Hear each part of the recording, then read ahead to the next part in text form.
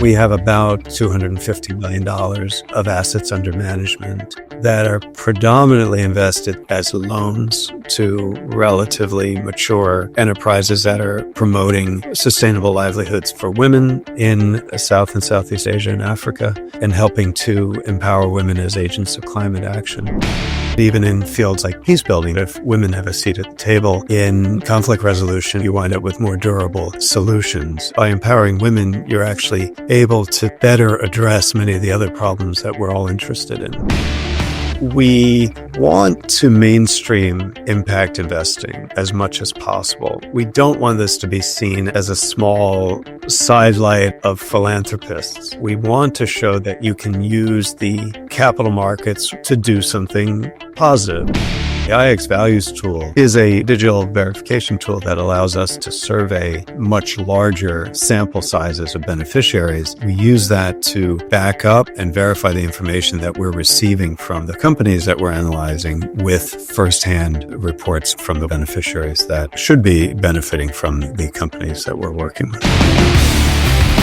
Could I ask you for a favor before we start today? If you like the show and if you like what we do here and you want to support us, the free and simple way that you can do just that is by hitting the subscribe button or following us on your podcast app. It helps this channel more than you know.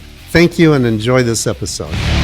Robert, it's really nice meeting you. Scott, nice to meet you too, and thanks for having me on the podcast. You're a well-known impact investor. You've been living in Singapore for quite a while now. But that's not where you're originally from. So I'd like to go back to the beginning and just tell me a little bit about your childhood. Where did you grow up? What was your early life there like? And what were your parents like? Scott, you're right. I've been in Singapore now for 20 years and have been working at Impact Investment Exchange for the last 15. I grew up, though, I was born up in New York, upstate New York, in Ithaca. My father was what was until he retired, a veterinarian, and he was studying at Cornell at the time. So I was born up there, but I grew up most of my life in New Jersey in various parts, but for most of the time and certainly high school years down on the southern New Jersey shore, so near Atlantic City, actually. And it was a pretty nice place to grow up as a kid with the beach 2 blocks away. That was the early life. My father was a veterinarian. My mother was a homemaker and worked at various times. But, I sort of always pictured myself that I'd be a lawyer when I grew up. And I guess as a child, you picture that sort of growing up in a small town, you picture that as being a small town lawyer going into court, saving people from whatever it is. Are there any moments or experiences from those early formative years that still influence how you think about the world today? I made the long trip from South Jersey to Princeton University, where I did my undergraduate. Time I thought I would wind up going to law school. I was majoring in math. That's sort of what you think as a child. You think, okay, I could be a lawyer or a fireman or a policeman. I've studied math and English in school, so which one do I want to study? So I started as a math major. I quickly realized that to be a math major at Princeton meant you were sort of solving the frontiers of mathematics. I wound up instead graduating as a philosophy major. Still, till the very end, planning to go to law school. I'd never heard of investment banking. I'd certainly never heard of, I don't think anybody had heard of impact investing at the time, but I had certainly not heard of or thought about a career in investment banking. The senior year, I sort of stumbled into that, followed some of my friends to some investment banking information sessions, and lo and behold, wound up working at Morgan Stanley. So I'd say Princeton was a very eye-opening time for me. It really sort of opened my thinking to a lot of different opportunities. It's not obvious to go from mathematics to philosophy. Not entirely obvious, but I think there were two things. One, there is a link. I was studying, I sort of got into it through logic and other things that really are on the border between mathematics and philosophy. But I wound up doing my thesis and my focus on ethics. And I would explain to people that was a practical study. It was a practical study of how does one live their life in a broad sense, maybe not practical in what do you do and from a day-to-day standpoint. And I thought of it as a kind of a journey to try to figure out how to live one's life in a ethical way. And now I don't think I knew any of the details of that at the time. One also finds that philosophy, while that's the goal. It starts with pretty broad principles. And why Princeton? Great school of the fact that it was a small, self-contained campus, but with the, resources of obviously a world-class university, but in a very small, self-contained little unit on its own in central New Jersey. While you were there, you did lightweight crew. I competed in 8 awards shells, 8+ coxswain. I had actually grown up in Brigantine in southern New Jersey, and if you know the geography of the Jersey Shore, for most of the way down, you have these barrier islands, basically little sandbars that have a few blocks of houses on them. On the one side is the ocean, and the back is what we call the back bays, and those actually turn out to be a great place to learn how to row. A very flat, calm water. And so my town had a rowing club. And so I learned to row from 10 or 11, I guess, and then rowed at a high school for some time at Atlantic City High School, which is probably the best public high school rowing program in the country, or one of the best. When I was not recruited to row at Princeton, in fact, I walked onto the crew team, the lightweight crew team. Lightweight just means we're lightweight, and there's a 155-pound maximum goal. It's a weight test. I mean, the boat, I think freshman year, our boat had to average no more than 150 pounds per person, and no one could be over 155 pounds. And so if I were standing, you could see that's me. You were a member of Cloister Inn, which is eating club. Tell me what that's all about. Yeah, eating clubs are sort of Princeton's answer to fraternities and sororities. They have this, I think, somewhat undeserved legacy reputation of elitism, which certainly was deserved at the time. But now I think of them as like a kinder, gentler version of fraternities. For one thing, they are now all co-ed. Frankly, at my time at Princeton, some of them were still all male. Cloister was co-ed, and all of them now are co-ed.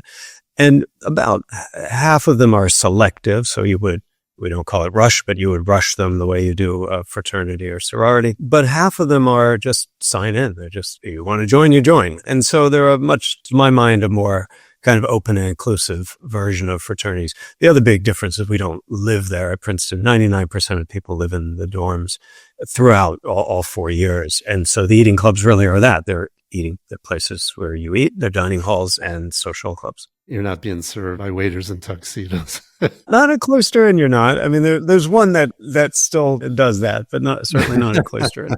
In 1989, you graduated from Princeton with this philosophy degree. And as you said, you headed straight to Morgan Stanley as a financial analyst. So what drew you to Wall Street? There's no brilliant epiphany at that point other than to say that I'd been in school my whole life, and it felt like it would be good to take a break and see something of the real world and, actually potentially earn some money as well before just carrying on to another 3 years of school. I at the time had every intention of going to law school, and eventually I did go to law school. I mean, I frankly had every intention of practicing until the moment I decided not to. That's another story. Not to jump ahead and skip over Morgan Stanley completely, but when I did eventually go to law school after 2 years at Morgan Stanley and went at Credit Suisse as a derivatives marketer, I still had in this vision I would be a small town lawyer. I'd be doing whatever one does in a small town lawyer. As I got to law school, I very quickly realized that's not what my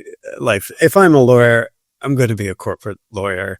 And I ultimately, though it wasn't an immediate revelation, the sense was, well, if I'm going to be a securities lawyer or an investment banker, I might as well be an investment banker. It was sort of how it came out. I felt like law school, I joke, I say this, with all due respect, and I think lawyers tend to be some of the smartest people I meet on a daily basis, but they tend to be smart in a certain way. Most of them are not particularly numerate. Their minds, they're very good at logic, but they're not numbers people. And I was maybe one of the few in my law school class that was kind of both. And so I chose to do investment banking, feeling I'd be working on many of the same deals, but just getting what I thought was maybe a more interesting twist on them. Going back to Morgan Stanley, you signed on as a financial analyst. What were you doing there? At Morgan Stanley, I worked in the mergers and acquisitions department for 2 years. The financial analyst program was and is kind of a 2-year program designed for students who just graduated from university. Particularly back then, though it's less so now, was meant to be a 2 or 3 year stint before one would go back to business school or whatever the next step was. That's relaxed a little bit now. Fewer people are going to business school, more just carrying through. But at the time, it was a 2-year program. You were hired for 2 years. And during that time, I worked in the mergers and acquisitions department, advising on or helping to advise on M&A deals. That was it's a fantastic experience. I definitely would recommend it to people. It was a great learning experience and a great first job and a way to get to just, a fantastic just financial skill set. It was a fateful first day for you when you showed up to your new job at Morgan Stanley, where something really interesting happened that impacted the rest of your life. And you met a young lady by the name of Durreen Shahnaz, who would later become both IIX's founder and your wife. So, Robert, walk me through that first meeting. Yes. No, that's exactly right. And not exactly in that order. She became my wife first and then founded IIX. On that first day, we're both reporting to work. On the first day, we're meant to have a reception with the president of Morgan Stanley, greeting all the new analysts. The two of us are both running late. She's maybe a few seconds later than me, so I'm in the elevator when she runs in, appropriately frenzied that she's late to the first day. I remember being strangely calm, maybe just not realizing what a faux pas it was. In any case, I sort of comforted her and said, don't worry about it. We'll just sneak in the back. And so when we got up there and we walked into the back door of the room where about 80 or 100 new analysts are sitting, president of the company up front on the stage. And of course, we look around and there are no chairs in the back. And we have to do the walk of shame down the front aisle into the very front row. And so let's just say it was a bonding experience. And it's one of those things that maybe drew us together, a shared adversity. Your time at Morgan Stanley lasted about 2 years, and then comes a big move to Credit Suisse, doing more investment banking. But this time you're working in derivatives marketing, which is something completely different. So what prompted that leap? The long story around it is not that exciting. It was a friend of Durreen's a friend of a friend had worked there and had let Durreen's friend know that they were looking for people and that they were looking for people with strong quantitative finance skills. And my residual math knowledge together with the training at Morgan Stanley fit that bill. I sometimes joke or say that, most of the financial analysis that we as investment bankers are doing is not rocket science. It's using a spreadsheet to calculate, revenues growing at 10% a year and fleshing out the implications of that. But the derivatives field is the one part of the financial world where it is a little bit closer to rocket science. The team there had a range of backgrounds, but there were rocket scientists and economists, and it was definitely looking for folks with more of a true hard quantitative background. And so my financial knowledge together with mathematical training was a good fit there. And it was really early days in the derivatives time. When I joined, they had recently set up the group to focus on derivatives, and they'd been, starting to build up the team. They had a legacy group that was still running a very matched book of interest rate swaps, where they would have traded an interest rate swap with one client and then traded the exact opposite matching trade with another client, and then just kind of put them off and let them run their course to maturity. Of course, by the time I joined, they were trading and hedging these books much more dynamically, and they had moved on from, interest rate swaps and currency swaps, which were the building blocks. And I was there really as they were pioneering credit default swaps, quanta swaps, and a variety of other forms of derivatives. You and your wife both took such different paths post Morgan Stanley. As we just discussed, you went into derivatives, structuring Credit Suisse, while she went into microfinance with Grameen Bank in Bangladesh. How did those different paths ultimately shape your respective perspectives on finance? I should mention Durreen is from Bangladesh. and had grown up there and lived there until coming to university in America. And so in some ways, it was natural for her to go back home, but she did it very specifically to work with Professor Muhammad Yunus at Grameen Bank. And the world now knows Grameen Bank as Nobel Prize. Both the bank and Professor Yunus won the Nobel Peace Prize some years ago, and he is, I think, rightly known as not the very first practitioner of microfinance, but certainly one of the very early pioneers and the one who did the most to really popularize the concept of microfinance and really educate the world that this was a concept that could do good and help people while also being financially responsible. Just as an aside, and many of your listeners may or may not know, Professor Yunus, while retired sometime from Grameen Bank, is now chief advisor to the government of Bangladesh, but in that sense, he's effectively interim prime minister of Bangladesh. In 1992, you finally decide that you're going to follow your path to the law, and you entered law school at Georgetown first, but later transferring to complete your degree at the Carey Law School at University of Pennsylvania. What sparked that decision? It was the normal path back then to do a couple of years as a financial analyst, a third year maybe somewhere else.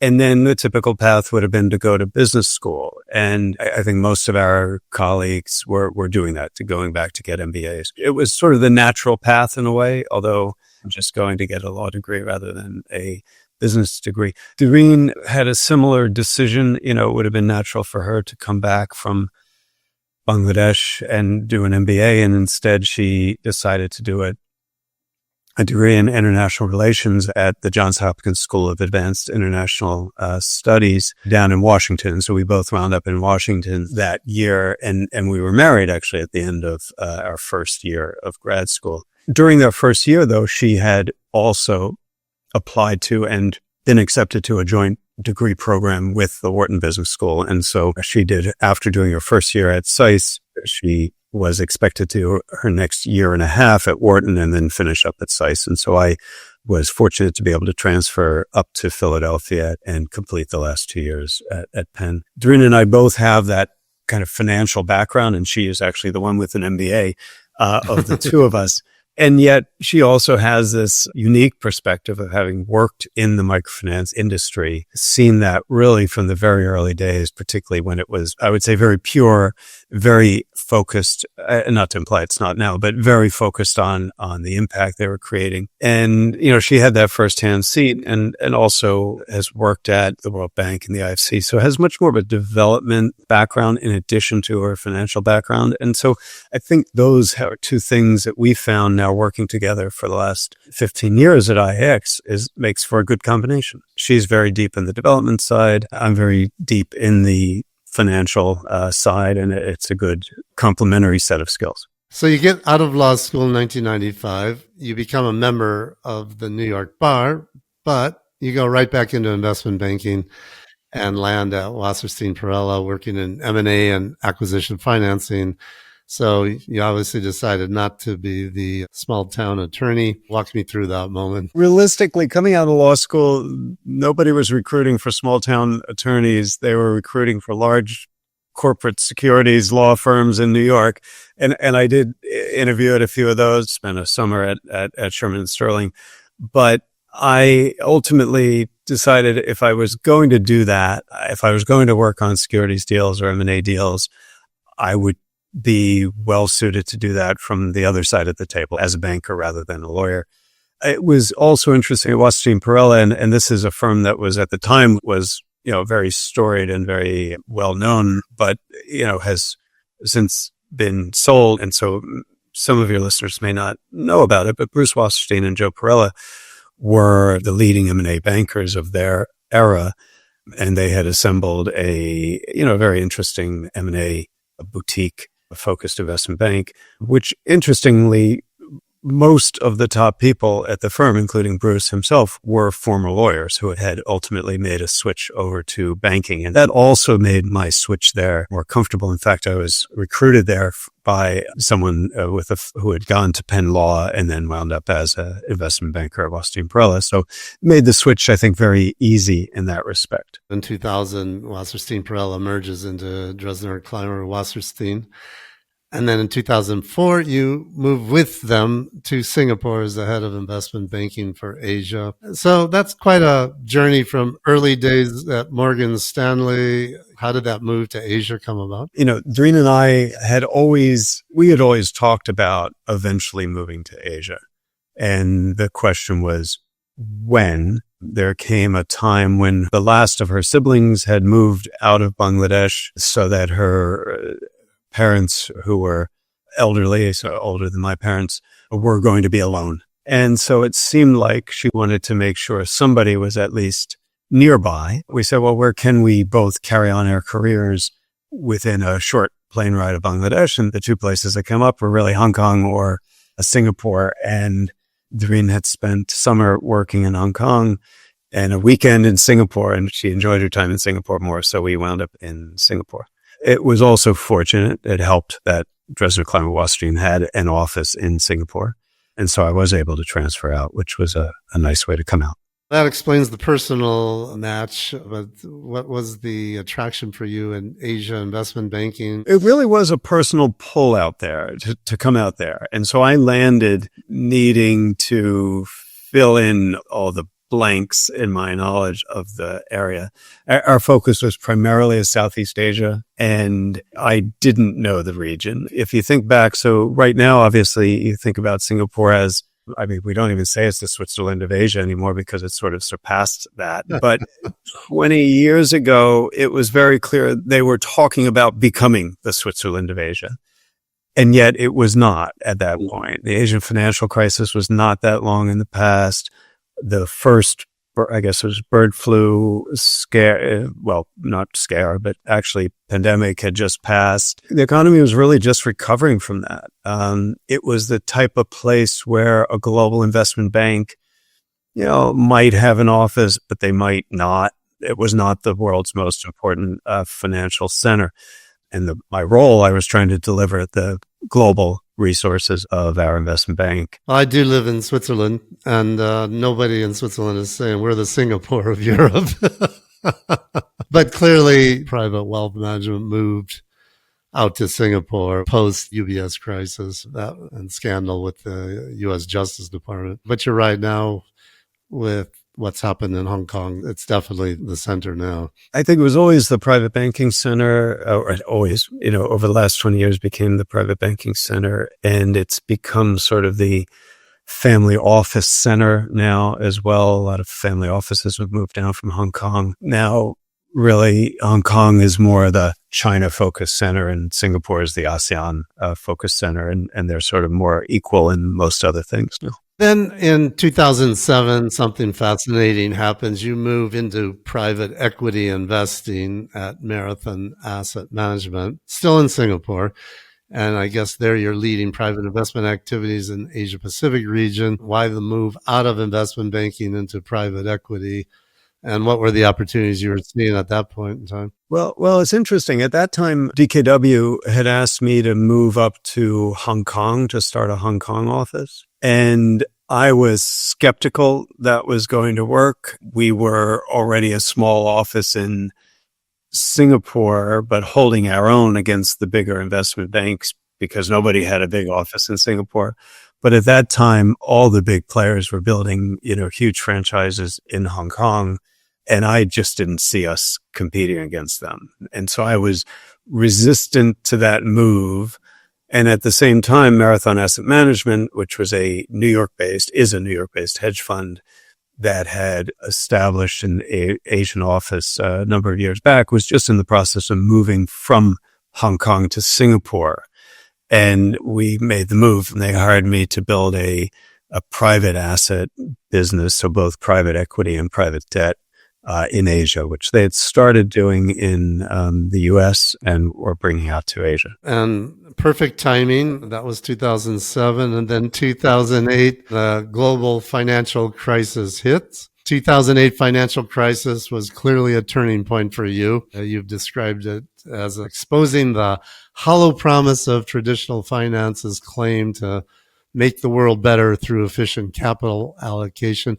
Can you walk us through your thought process during that important point in history? When you're an investment banker, you're always in the back of your mind, your friends maybe are saying to you, why don't you do something real? You're just moving money around. The standard answer was, well, we are doing something real. We're allocating capital in a way that's efficient and allows the economy to expand, maximize its potential. And that would be our justification for our social value as an investment banker. And look, there's obviously some kernel of truth in that. I mean, the capitalist system, I want to say it's the worst system except for all the others. So I don't want to beat up on the financial industry generally or the capital markets. But, when the financial crisis happened and you saw that so much capital that was supposedly being allocated efficiently was being completely misallocated in ways that were only justifiable by short-term financial gains for the people who were putting those deals together and were, not only being inefficient, but were actually having, terrible consequences for people who were directly involved in some of those mis-selling of housing loans, but also for the world financial system. And so kind of seeing that really made clear how hollow those justifications were. But I didn't want to give up on capitalism or on the financial markets. And I did think that clearly there is a role, not more than a role. I mean, I think capital is a crucial, factor in how the world works. Without capital, you're not going to see growth of any kind. At that time, it made sense to me to be thinking about, well, let's actually try to live up to that promise and try to allocate capital in ways that actually are positive for the world. And let's actually try to use the power of business and the power of investment in good businesses to create positive social and environmental impact. And we didn't see any conflict in that. And in fact, we saw that there were many opportunities where you could do just that. And of course, Durreen had that direct experience with Grameen Bank. One of the first projects she'd worked on at Grameen Bank, bringing her skills from Morgan Stanley and Wall Street, was to help Professor Yunus raise some of his first private investment capital from a U.S. investor. That was really a wake-up call, the global financial crisis, that, triggered that in my mind that I should start seeing if we could really make this work in practice. Until now, Robert, we haven't really even mentioned the word impact in your career. But in 2009, just about 2 years after you went to Marathon, you make this fascinating career shift and move to the Impact Investment Exchange. To make things simpler, I'm going to refer to as IIX. Walk me through that decision. When I transferred out to Singapore with basically my existing company with DKW, Durreen had come out initially with a media company. But shortly after arriving in Singapore, before we left New York, she had been preparing to teach a course at a Columbia Business School on impact investing. And the term wasn't used at the time, but on concepts of social entrepreneurship and impact investing.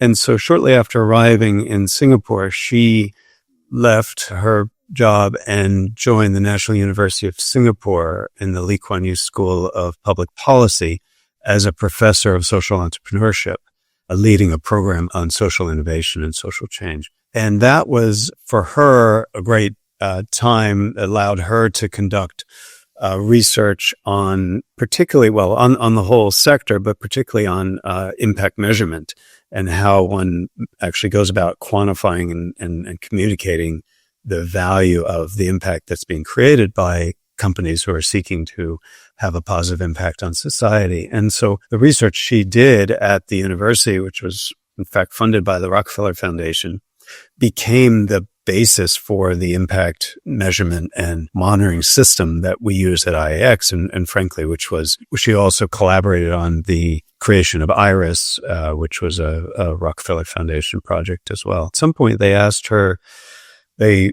invited her to their castle in Bellagio, Italy, where they were bringing together a group brainstorming about what I think actually after that meeting became known as impact investing. And it was after that set of meetings that one of the members of the Rockefeller Foundation team, Anthony Buglevin, who's gone on to do many wonderful things post that, he said to her, Durreen, you should start a business to promote impact investing in Asia. And that's what she did. The problem at the time, she had just signed a 1-year contract at the university and was scheduled to teach for another year. So she turned to me and said, well, Rob, could you just on an interim basis lead this for the first year while I finish out my contract and then I'll take over? That, of course, was 15 years ago, and we've been working side by side ever since. This was 2009. So you've been there from the beginning. I think she's referred to as the founder. Absolutely. She is the founder. Rockefeller Foundation did not ask me to start this company. They asked her to start the company. I'm just the first employee. She's very much the founder and the heart and soul behind the business. She's the CEO till today. I'm the chief investment officer. I figured out how you got the interview, but I just didn't know.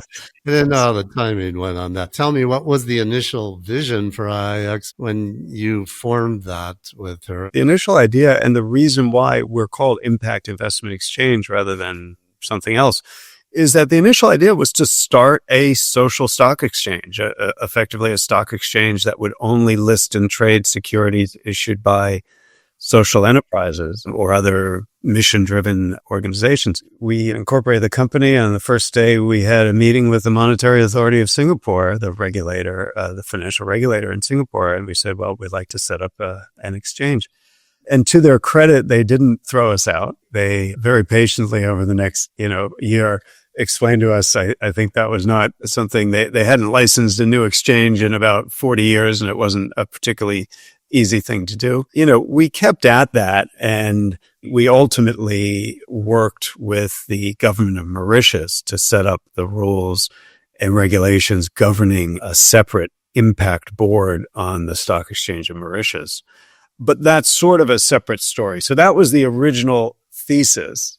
What we wound up, as we found that was going to be harder than we had initially thought, we wound up doing a whole variety of different activities focused on promoting impact investing. And so I would say even to this day, when I describe what IIX does, I don't focus on one particular thing. I say, hey, we are about promoting impact investing, initially in the region, but increasingly on a global basis. That takes a variety of forms. Now, in the early days, a very large percentage of what we did was focused on advocating for impact investing, getting the word out about impact investing, convincing people that impact investing and social entrepreneurship were even concepts that made sense or deserved attention. We met a lot of resistance, and I'm sure there are quarters where you still meet resistance, but at the time, just explaining to people that the concept was that you were going to invest in businesses that were trying to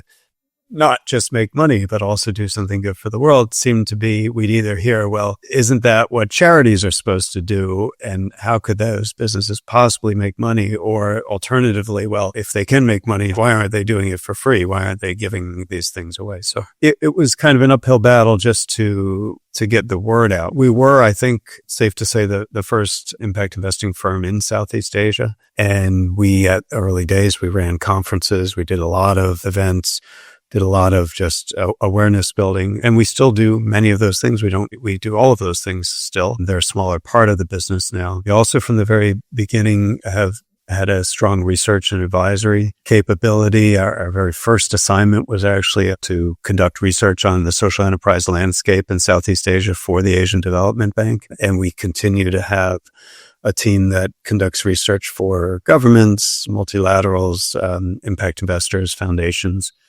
and increasingly runs programs for government agencies and advises on impact investing. Again, from the very beginning, there's been a big focus on impact measurement stemming from Durreen's research at NUS, and that still runs through everything we do. The system and methodologies have evolved quite a lot in the last 15 years, but it still comes from that core basis of the work that she was doing as a professor at NUS. It really underpins everything we do. So whether we're investing money, we're advising people on investing money, or we're just doing research, we're looking at and applying those impact measurement tools. We fairly quickly, and I'm really just maybe talking about all the different things we do now. A few years in, we began offering a capital raising service for high impact enterprises that was looking to match high impact enterprises that were looking typically for seed capital or early growth capital with impact investors. And we have continually been doing that business. I think we're certainly the largest and certainly the most successful in the impact investing space. When we began this, we would run cocktail parties and invite the entrepreneurs to present to a bunch of angel investors. We still do some of that, but it's evolved into much more of an online crowdfunding platform. And of course, as the market has evolved, at the time there were really, I don't want to say no dedicated impact investment funds, but there were very few dedicated impact investment funds. So we were really looking at angel investors, family offices. But now as the market has evolved and there are more and more dedicated impact investment funds, we also are advising our clients on raising capital from those funds. Give me a high level overview of IIX today, just to put things in context for people who aren't familiar with you. We are and continue to be based in Singapore. Prior to the pandemic, most of our people were in Singapore, but since the pandemic, we've now have about a third of our people, so about 35 people in Singapore, and the rest, another 60 or so outside of Singapore, with one or two exceptions in South and Southeast Asia. That has been our historical core area of focus, the developing markets of South and Southeast Asia. So our most active markets are really Indonesia, Vietnam, Bangladesh, India, Cambodia, the Philippines. We have over time, expanded, and we do work in the Pacific Islands. We do work in other small island developing states. We've begun doing work in Africa and have even done some work in the Western Hemisphere as well. In addition to all the aspects of our business that I described before, we are also now managing and investing capital as well. And we can talk in more detail about that, but that's the side of the business that I directly look after. And we have about $250 million of assets under management that are predominantly invested through as loans to relatively mature enterprises that are promoting sustainable livelihoods for women in South and Southeast Asia and Africa, and helping to empower women as agents of climate action. But we do also have some smaller funds that are focused on providing capital to earlier stage high impact enterprises as well. We started looking at equity into early stage ventures. We then evolved and we were doing straight debt. And where we are now, actually, and I wouldn't mind talking about this in somewhat more detail, is what we found is that what we're doing is we're investing flexible capital in a way that in instruments that are self-liquidating, but are tailored to the needs of early stage ventures. We really started with a broad mission to promote impact investing in developing countries. And so we don't have a single thesis. We don't just do healthcare. However, over time, we have narrowed down to some broad mission goals. And in particular, we are focusing on empowering women and women entrepreneurs, particularly at the intersection of gender and climate. And it's a large focus of ours that in order to combat the climate crisis, we need to empower and make sure we're empowering all people in society and not leaving women out of that equation. I don't want to say we are exclusive to focusing on women empowerment and climate action. Those are our two main themes. And many of our investment products are limited and focused only on those areas. So let's dig into IIX's theory of change? What is the problem or the problems that you're trying to solve? Our general theory of change, and it's more about the markets than about any particular sector. My own view on this, and our view is that it's extremely important to channel capital into businesses that are serving and positively impacting society. That is both in many cases, can be a much more efficient use of capital than more traditional philanthropic endeavors, is crucially important to avoid the worst impacts of some, certainly not all, but some traditional industry. So we are more about, I'd say we're more about promoting the concept of impact investment than we are about any particular impact outcome. That said, we also have a very strong view that empowering women is something that can both be done in a financially sustainable and very financially prudent manner, and also is important both because it's the right thing to do, because women should have as much opportunity as anyone else in society, but also that by doing so, you are able to solve and address so many of the other issues affecting society. And so we see that as, whether it's in microfinance, that empowering women with greater earning capacity not only helps them and empowers them, but helps their family in a disproportionate way. We see that involving women in climate action and in decision-making around climate change helps to really supercharge the climate initiatives that we're working on. We see it even in fields like peace building, that if women have a seat at the table in conflict resolution, you wind up with more durable solutions. If there's any one singular kind of thesis, a theory of change that we have, it's that by empowering women, you're actually able to make a better address many of the other problems that we're all interested in solving. The parts of the firm that I directly oversee include Impact Partners, which is the capital matching platform that I described before. So that's where we're actually working directly with high impact enterprises. We're helping them to become investment ready through providing technical assistance. And then we are matching them to a pool of impact investors that we've cultivated over time. Some of that happens online. A lot of that happens offline. And that is the business I described now that we've been running for about 12 years, probably the most successful capital matching platform in the impact investment space. We then have a number of facilities where we are managing and investing capital ourselves. That Impact Partners is an advisory business, but where we're actually managing capital, investing capital. And there I will break it down into two main categories. The first is the Women's Livelihood Bond Series. And the second is what it is our smaller investment funds, which have I'll talk about the way those have evolved over time, but which we are now bringing together under the label of what's called the Orange Capital Fund.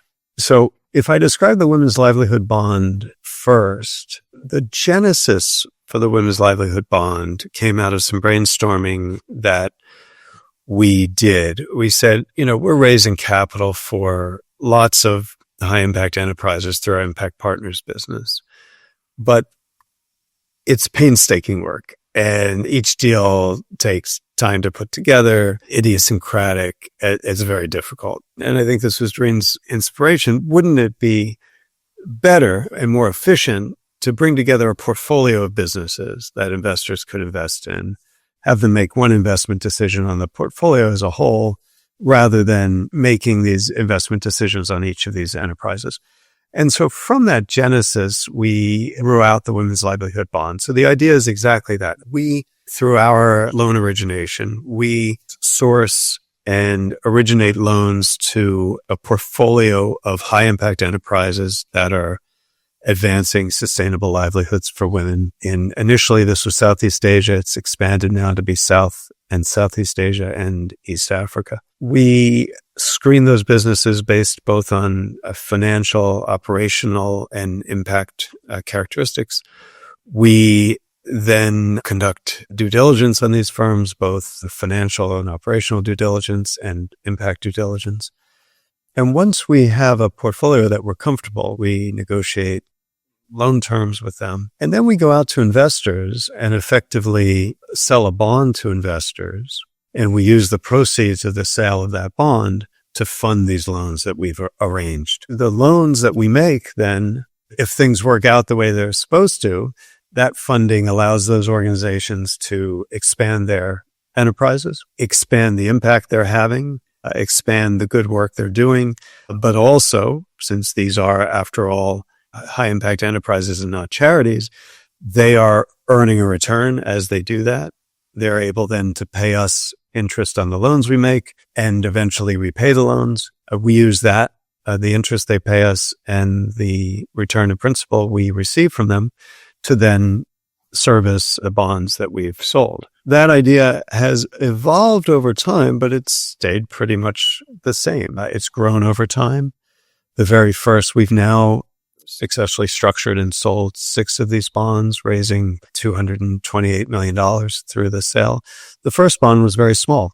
It was $8.5 million. The WLB6, which we sold in December 2023, was $100 million. So we've grown the scale, and with that, we've grown the number of organizations we're lending to. The impact thesis we're serving with this is, as the name implies, we're looking to invest in companies that are going to be able to provide sustainable livelihoods for women in developing markets. And our reason for doing this, of course, is to be able to channel as much capital as possible to those goals. And to do that, we knew, I think, from the very beginning that if we're going to do that at scale, not do it a few $1 million, but do it in the hundreds of millions of dollars, that we wanted to structure, and we knew we had to structure a product that could be acceptable to institutional impact investors. So as this has evolved, of course, the first bond at $8.5 million didn't attract many institutional investors. But as the bond has grown and we've built a track record, we have started to attract institutional investors to the point where the last bond, the $100 million, was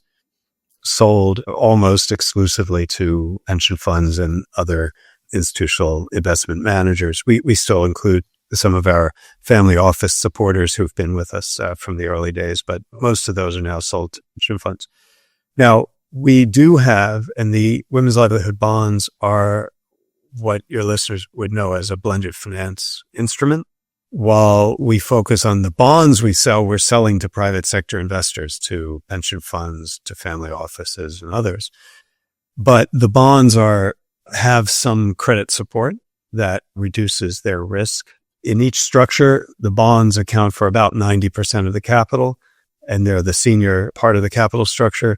We also have about 10% of the capital is in the form of subordinated notes, and those have been invested by a range of foundations and mostly government development organizations. Sorry to interrupt, because the blended finance part, are they taking a lower return so you can crowd in a higher return private investor? Are they taking first loss? How are you structuring this? So the key point is they are taking first loss. That's the key element there. They are providing protection for the senior bondholders. We also have a second layer of protection, which is a guarantee of each of the loans we make. We have a partial guarantee of each of the loans we make. In the early bonds, that was provided by USAID. In the most recent bonds, that's been provided by SIDA, the Swedish Development Agency. And so investors benefit from both that partial guarantee, and it's only a partial guarantee, and the first loss layer. You mentioned earlier the Women's Catalyst Fund. That first loss layer we channel into the bonds through the Women's Catalyst Fund. So the Women's Catalyst Fund allows us to pool this type of concessionary, which is clearly concessionary funding, that then serves to de-risk the bonds and provide the appropriate level of risk, return, and impact for the private sector investors. These women's livelihood bonds, these are listed on the Singapore Exchange, correct? The 6 bonds we've sold, each one has been listed on the Singapore Exchange. I should point out that the first 3 of those bonds have matured already. And so they've had a successful life. We raised capital. We used that capital to make loans to organizations. Those organizations went on to grow their businesses, expand their impact, have paid us back, and we've been able to pay back the bondholders. And so that's the case for the first 3. The next 3 remain outstanding still, and they are all listed on the Singapore Exchange. We do that for a number of reasons. One, simply we want to mainstream impact investing as much as possible. We don't want this to be seen as a small sidelight of philanthropists. We want to show that you can use the capital markets, some of the most powerful tools in the world, to do something positive. And a stock exchange is in some ways the most visible institution of the traditional capital markets. And so we feel strongly about listing them in order to show that impact investing has a place at the table in the global financial markets. So that's one. On a more practical standpoint, we also find that investors look favorably on the listing for a number of reasons. One, kind of the credibility that goes with listing, that you've been able to meet and the listing criteria, and you adhere to the reporting requirements of that. And in some cases, it meets the mandate of certain institutional investors that they can only invest in listed products. So we have sort of both these very practical reasons for doing it, as well as the more lofty, idealistic reason for listing the bonds. And these are referred to as orange bonds. That's right. So from the beginning, they were women's livelihood bonds. And after we'd done 3 or 4, we sort of scratched our head and we said, look, this is working well. We've shown this can work. We've shown this does work. We've shown that we've identified investors who want to invest in empowering women.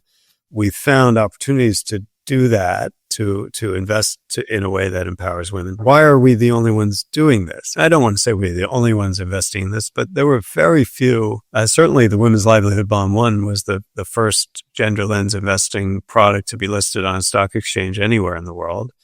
And even by the time we were doing the 4th bond, there were very few other examples of gender-focused, women-focused bonds.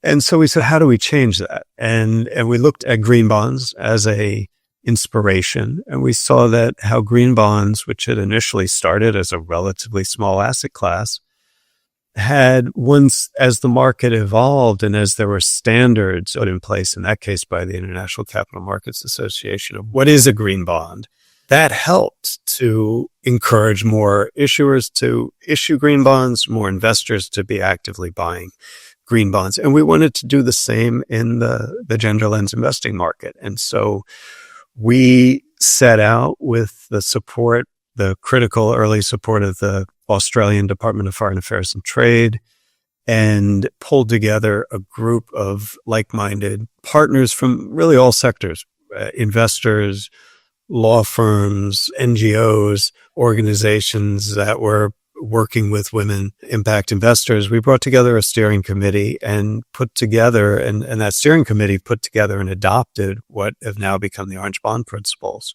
which, just like the green bond principles and frankly like the social bond principles and the sustainability bond principles, govern what can be labeled as an orange bond. And so the WLB 5, I think, was the world's first orange bond. We've now labeled all of the women's livelihood bonds as orange. And so, of course, all of our bonds are listed now as orange bonds. But the point of creating the Orange Bond Principles was to encourage more other issuers of orange bonds. And so we're very happy now that we've had success in labeling other bonds as orange. There's a bond that was issued by IKEA that is a refugee. The use of proceeds was to support women refugees, that has been labeled orange. And most interestingly, we're now engaged with a number of issuers that range from US CFDIs to a Japanese trading company to sovereign bonds in some of our Asian markets. In fact, I think this has been announced that Bangladesh is planning to issue the world's first sovereign orange bond. And we're working also in Indonesia with support from the Ford Foundation on developing the orange bond market for Indonesian issuers. So we're starting to see real traction in this, which was the whole point in developing those standards. But who makes the determination that an issuance is officially orange? We were very clear from the beginning. It couldn't just be me deciding. And so we spent time on as members of committee for what's called the International Capital Markets Association. They're a group that does set standards for capital markets in many areas, but they are the ones who sort of set the standards for what are green bonds, and they have now a category called social bonds. And we were advisors on the social bond working committee for many years. And we've modeled this very much on that. And so there is a set of principles that have been adopted not by us, but by a broad steering committee. There are a group of what we call orange bond verifiers, which are independent organizations that are both trained and empowered to effectively study and verify whether bonds that claim to be orange are actually meeting the orange bond principles. We are one of those organizations, but there are many others. Increasingly, many of them are small impact investment firms. Some are the same firms that are certifying green bonds. We're very consciously modeling this just like the green bonds frameworks. So when a bond is issued, it has what's called a second party opinion that attests to the fact that it meets the standards, the orange bond principles. And we've had a very good track record of the 6 bonds we've issued. These tend to be 4-year bonds has been the structure we've done. And the first 3 have reached their maturity date, and we've retired all of them completely with no defaults to the bondholders. So the bondholders have received all their coupons and all of their principal back. I'd like to go through the end-to-end process here a little bit. If I've understood what you said before, you described that you are going out and making loans to different people, and then you're effectively packaging and syndicating that into the bond. Is that the order it goes in? What we do is we very much identify the loans that we want to make. We arrange the loans. We basically do all the due diligence. We negotiate the terms. We do that across the entire portfolio. So in the latest WLB 6, I believe there were 10 borrowers. So there are 10 loans in that portfolio. We arrange the loans. And it's only at that time we go out to investors, and we're able then to tell them, by buying this bond, this is where your money is going to go, where it's going to go to these 10 organizations. We can already, as we're going out to them, we can describe to them what we expect to accomplish, what we expect to return to them financially through the coupon, but also what impact we expect this investment to be able to create through those companies. And we're able to build out an impact framework in a fair amount of detail because we do know where all of the money is earmarked for before we issue the bond. And so that's something that investors are not just buying the bond and saying, okay, use the money well, we trust you. We're telling them exactly where the money is going to go before we sell the bond. It makes our life harder, but it makes the sales process easier because investors can get comfort then both with the impact as well as the credit risk that they're taking. I want to ask you about something that you call the risk return impact philosophy that guides your investing activities. So that's something that runs through everything we do. We think about risk return and impact. And I think just as a traditional investor is thinking in their portfolio about risk and return and looking to balance those and find the efficient frontier where they're getting the most return given the risk. And investor who can tolerate more risk might look for one set of investments. One who wants lower risk might look for a different set.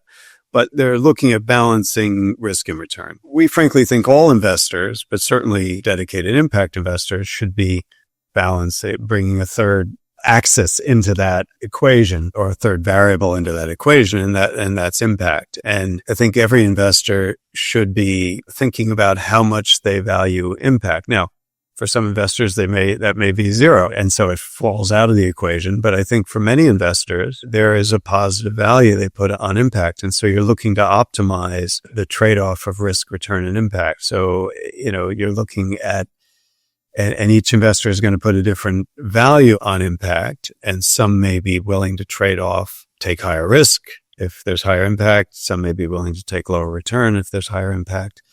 And so we think all investors should go through that process and think about it in that way. When we're selecting our portfolio, we are thinking about finding companies that meet all of our impact goals. We start out with, as I mentioned, with the Women's Livelihood Bonds, we're looking at investing in companies that are providing sustainable livelihoods for women. We're looking specifically at how they increase women's income, how they empower women both economically and in other aspects of their lives. And we're also have been, ever since the WLB4, which we call the WLB4 Climate, we've been also incorporating various environmental goals as well into the bonds, so that we're typically finding that all of the loans we make are empowering women, but about a quarter to a third are also having positive impacts on the environment. And so we have standards that we're setting out for that. And then we won't lend to companies that don't meet those standards a certain level, but we also are very consciously ones that we feel are having the greatest impact. We will be willing to take lower returns on those loans, or possibly will lend to earlier stage companies if they're having very high impact. We're doing that in the context of a balanced portfolio that we think will then be acceptable to investors who we know are doing their own balancing of impact versus risk and return. What are the returns on the first bonds that are already retired? Are these fixed returns, or what is the coupon? These bonds have all been 4-year bonds. They're all denominated in US dollars, and they do all offer a fixed return during the 4-year life. Of course, at the time we issue, the level depends on where global interest rates are. We've generally issued at about 250 basis points SOFR swaps, if that means anything to you. I will say that what it means to me is it's a level that is meant to be relatively low risk for investors. We market this to institutional investors as a relatively low risk product. And that is because we are selecting what we think is a strong portfolio of companies and loans that we're making, but also because that portfolio is diversified across countries and across sectors. And then, of course, because bondholders benefit from the first loss capital that we bring in through the Women's Catalyst Fund, and from the guarantee, the partial guarantee of the Swedish government. So between all of those, we feel that, and investors have agreed with us, that this is a relatively low risk product and high impact. So we see institutional investors looking at this and saying this is, to them, very high impact, but at the same time offering a modest return, but a return that's appropriate for the risk they're taking. I think I kind of got my arms around how this works from an investor perspective. Could you give one or two specific examples of loans that you've made and the type of impact generated from this WLB series? I'll give 2 examples, and without naming, without putting names on the companies per se. One of the loans that, in fact, was recently repaid was to a organization in Cambodia that is a processor of organic and other forms of rice that are grown in environmentally friendly and sustainable fashions. And they work with a wide range of smallholder rice farmers. They help provide them training in cultivation methods that are environmentally friendly and therefore then can meet the organic standards or the other standards that they're looking for. And then they would buy, process, and market this rice primarily into the European market. That's an example of a company that is, working with women smallholder farmers, helping them to improve their livelihoods and their income by basically improving the value, allowing them to cultivate a higher value crop, and in the process, both helping the women and their community and helping the environment. So that's a good example. We made a loan to them fairly early in their development. They've since actually received funding from the IFC and have expanded quite significantly. Another type, we often are lending to companies that are themselves lenders. And so those can be finance institutions of the kind like Grameen Bank that is lending to women entrepreneurs to help them start small businesses. We also lend to agricultural lenders. To take an example, there's a non-banking finance institution in India that we've lent to that lends primarily to farmer producer organizations, which are effectively a form of cooperative of smallholder farmers. They are helping these cooperatives to support their members, both to improve their crop yields and help them better market their produce. So, those are just two examples of the types of companies we're supporting. What's a representative ticket size for these loans? So it's grown over time, but we're trying to not to have it grow too much. It's typical ticket size of between 3 million and 15 million on each of these loans. You're lending to intermediary financial institutions. We're certainly not lending to individual women, that's for sure. We're not always lending to intermediaries. As I described with the first example there, we are lending to some operating companies, agricultural processing companies. We've lent to rooftop solar companies. We've lent to other clean energy companies. But I'd say about 80% of the companies we lend to are lenders themselves, making very small loans. One thing that stands out to me about your approach is regarding impact measurement through the IIX values, which is something you've trademarked, and that's a tool that you've developed for impact measurement.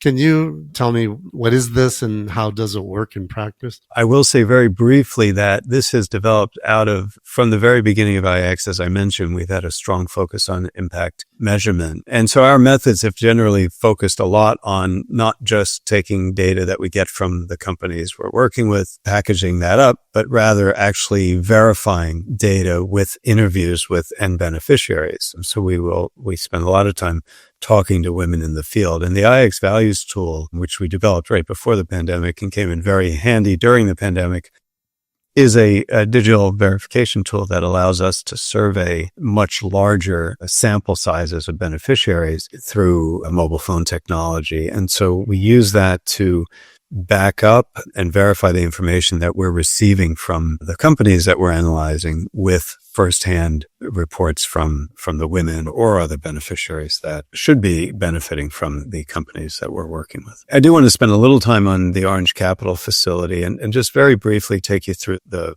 history there.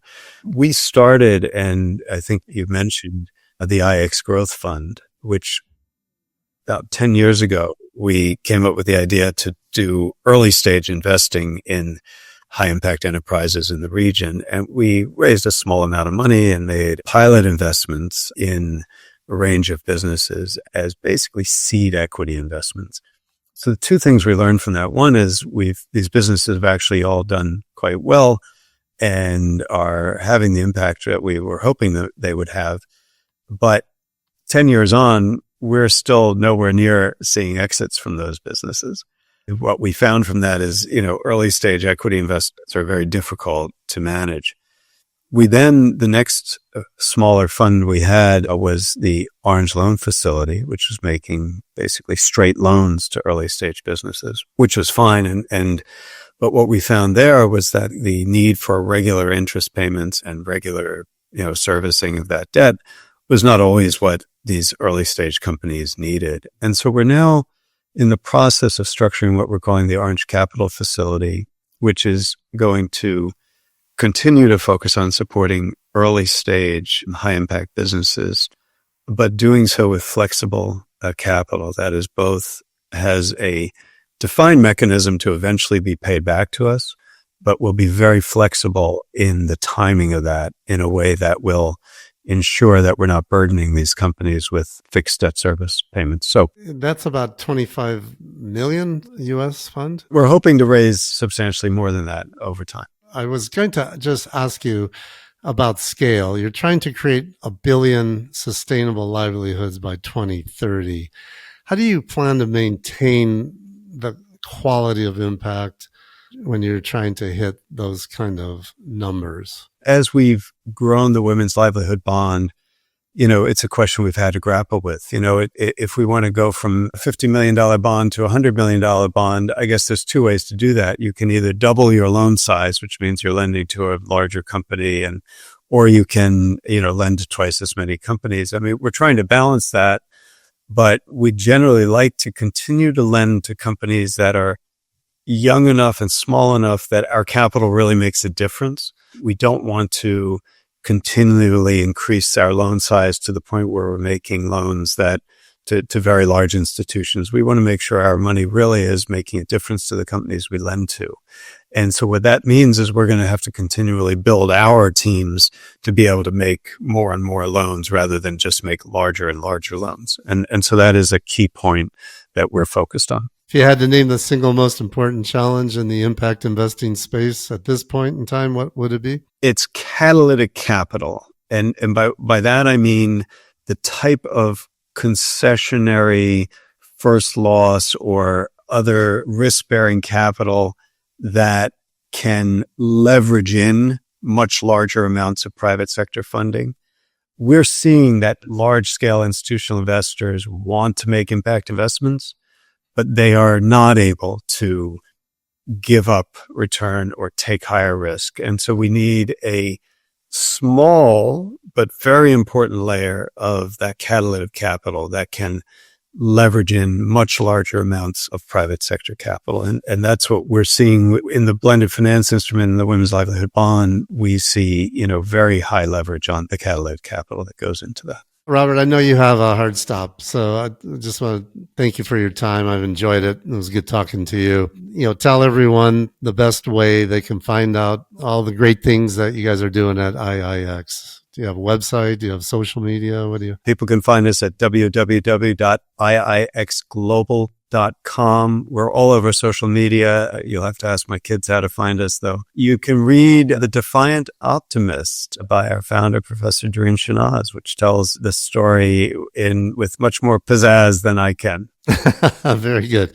And what's the best way for people to contact you? Reach out to me at rkraybill@iixglobal.com. Okay, Robert, thanks again. Thank you, Scott. And goodbye, everybody. You've been listening to SRI 360. If you enjoyed it, please hit the like button and subscribe to get future episodes. You can find an archive of all previous podcast interviews and more articles and information on SRI, ESG, impact investing, sustainable investing, and socially responsible investing at our website, sri360.com. If you'd like to read more lessons learned from world-class SRI investors, get a copy of Scott Arnell's book, Sustainable and Responsible Investing 360. It's a must-read for anyone wanting to know more about investing for positive social, environmental, and ethical impact, all with market financial returns. These are the stories and tactics of those leading the way as sustainable and responsible investing goes mainstream. Sustainable and Responsible Investing 360 is now available in hardcover, ebook, and audiobook format wherever books are sold.